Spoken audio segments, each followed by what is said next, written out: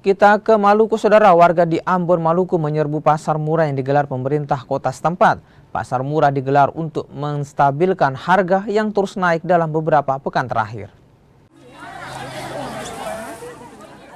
Hujan yang mengguyur kota Ambon tak menyusutkan semangat warga untuk berburu bahan pangan murah. Mereka tetap antre di halaman kantor Camat Nusa Niue untuk mendapatkan bahan pangan dengan harga miring. Warga antusias apalagi harga sejumlah bahan pangan terus meroket dalam beberapa pekan terakhir. Pasar murah ini bisa jadi penolong untuk menekan pengeluaran mereka. Beli cili kecil, cili keriting, sayur sudah, tinggal antri beras. Harga bagaimana, Ibu?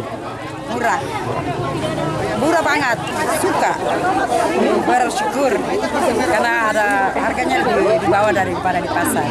Di pasar murah ini menjual sejumlah bahan pangan termasuk beras gula pasir, minyak kita, hingga aneka sayuran.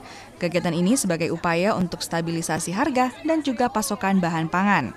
Adalah masyarakat yang berdomisili di seputaran sini, semoga saja dengan kegiatan ini dapat membantu kebutuhan-kebutuhan pokok kepada masyarakat dengan bahan-bahan pokok yang ada. Hari ini memang yang sangat diminati bawang merah, bawang putih karena memang harganya cukup sangat di bawah dari harga pasar ya. Ada juga beras, ada juga minyak kita, dan cili besar, cili kecil, sayuran ya.